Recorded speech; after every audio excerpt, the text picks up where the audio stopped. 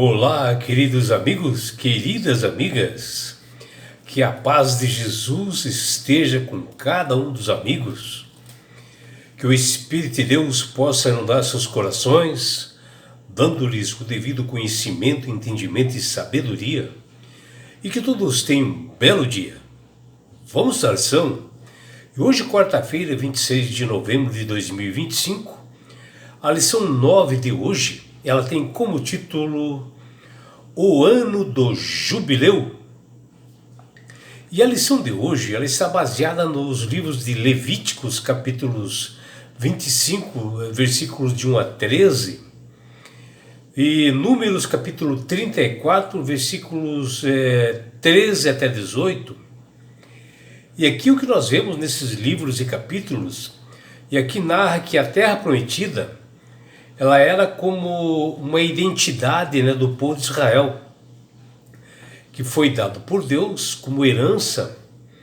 E o Senhor pede que Eleazar, Josué e os príncipes das 9 tribos e meia dividissem essas terras e estabelecessem os limites da terra prometida, distribuído assim bem uniforme as terras, conforme o número de pessoas de cada tribo, e que fosse proporcional.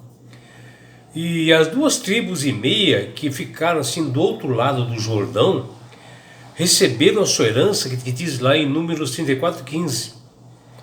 E essa divisão, desta forma, impediria que os ricos reivindicassem assim demais terras para eles próprios, para seu uso próprio. E Deus queria que houvesse assim uma justiça. E para que o povo de Israel pudesse realmente desfrutar dessa terra com prazer, e que para que o povo e as pessoas aliviassem a parte física, e a parte mental, Deus estabeleceu um dia especial para isto, que foi o sábado, que as pessoas trabalhavam 6 dias e no 7º dia eles descansavam. Mas a verdade é a seguinte, que a terra também ela precisava de descanso, porque a terra também, com o manuseio da agricultura, ela trabalha muito, E também os animais também deveriam ter seu descanso, E Deus criou o ano de descanso, chamado de ano sabático, e também o ano de jubileu, que era 50 anos, a cada 50 anos, mostrando que toda a criação, ela dependia do grandioso Deus, onde teria uma justiça social maior, haveria uma restauração da herança familiar, quando ocorresse realmente essas paradas nesse ano sabático, no ano jubileu, para que as pessoas tivessem essa restauração e o princípio principal, que é o reino de Deus. E a forma como a terra foi distribuída ali na terra prometida nos ajuda a entender melhor a intenção do amor e do coração de Deus para com os seus filhos. Como o nosso Pai Celestial, Ele queria que nós, como os filhos, fôssemos também generosos como Ele é. Principalmente as pessoas que tinham mais dificuldades, permitindo que as terras também sustentassem, que a terra tivesse descanso a cada 7 anos, para que ela pudesse produzir melhor. E o ano sabático aplicava a ideia do descanso do sábado, assim, numa escala maior, porque já existia também, e eles observavam o 7º dia, no caso que Deus criou o mundo em 6 dias, e no 7º ele descansou. E também era uma sequência disso, Além de valorizar e encorajar o trabalho duro, a propriedade da terra, que exigia dela o máximo, que as pessoas respeitassem, cuidassem assim, uma das outras, que também cuidassem dos animais, cuidassem das terras. especialmente em tempos de dificuldades que eles tinham assim, financeiramente, né? E a terra prometida de Canaã, ela era tão importante para o povo de Israel que a terra prometida era uma identidade dela, né? Que as pessoas olhassem para aquela terra prometida e vissem que existia algo extraordinário por trás, um Deus grandioso. E Deus não podia dividi-la de qualquer forma, né, aquelas terras. Deus é um Deus assim, de planejamento, de ordenança, e ele tinha critérios para dividir aquelas terras. E assim Deus dividiu Canaã entre as 12 tribos e famílias, que diz lá em Números 34, versículos 13 até 18.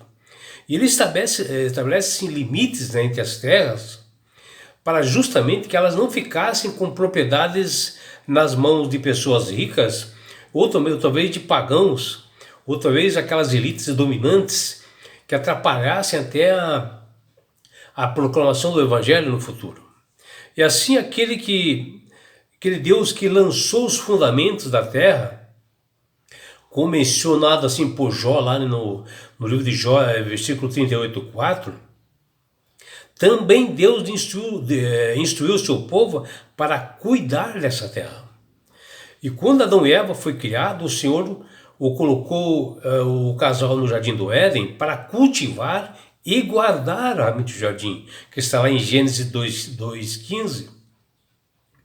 E agora em Canaã, ele estava dando uma oportunidade para o povo de Israel para também retirar da terra seu sustento, mas também cuidar e preservar daquela terra para que ela permanecesse sendo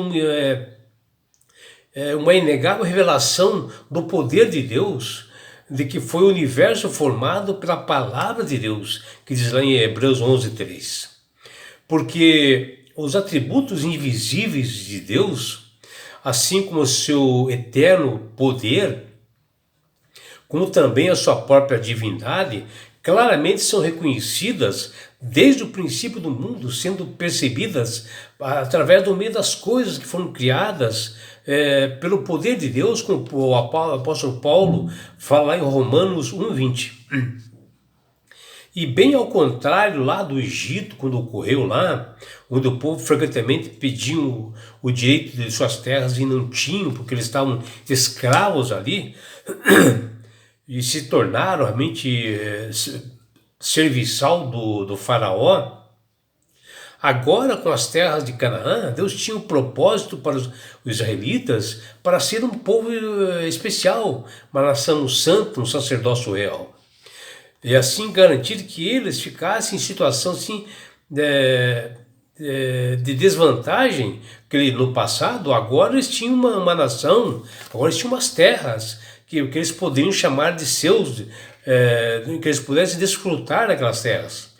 E Deus estabelece também que para isso tivesse sucesso, Deus estabeleceu que eles observassem os estatutos e mandamentos a serem observados.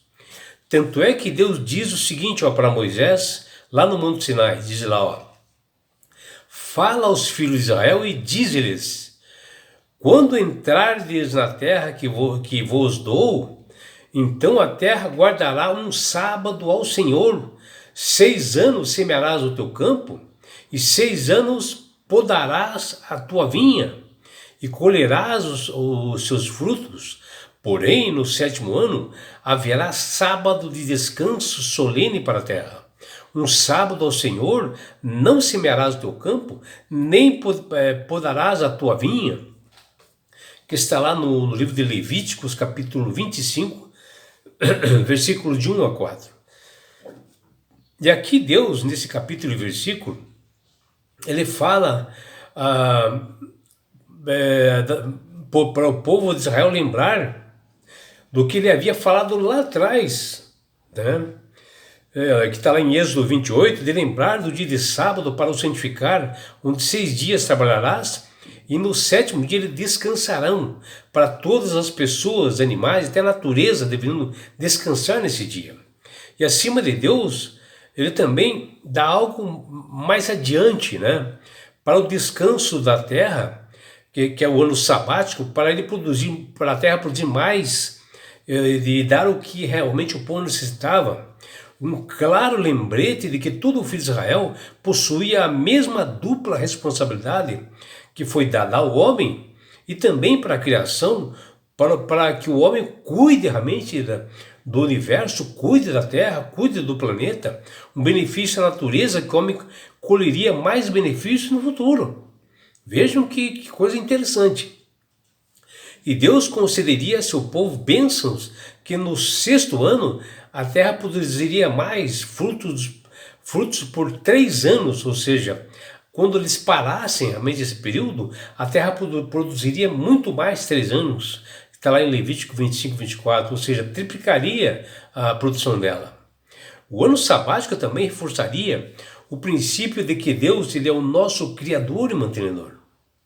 O ano jubileu, por sua vez, era um ano de grande celebração, onde a cada 50 anos era proclamada a liberdade na terra a todos os seus moradores, que diz lá em Levíticos 25, versículo 10.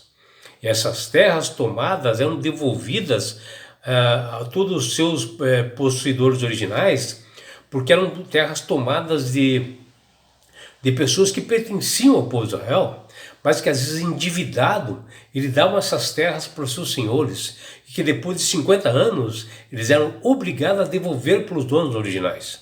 Era um ano de liberdade da terra e do homem também. Era um tempo de resolução, de resolução e de resolver os conflitos que haviam, de remissão de respeitoso e singular, para que eles pudessem ter um temor a Deus. Era um tempo de desfrutar de uma espécie assim de nova terra que estava sendo criada. E é por isso, meu amigo e minha amiga, que Deus tem falado, tem clamado a todas as pessoas para aceitarem a Jesus como Salvador e Senhor. Porque o próprio Jesus diz lá em João 14,6, que ele diz lá: eu sou o caminho, a verdade e a vida. Ninguém vai ao Pai senão por mim. É Jesus dizendo que ele é o único mediador entre os homens e Deus, que a salvação só vem através dele. Que você, meu amigo ou minha amiga, possa refletir sobre essa verdade, possa cada vez mais você se instruir nas Escrituras, estudar, se debruçar e ganhar bênçãos do Senhor. É o que deseja seu amigo João Carlos Amorim.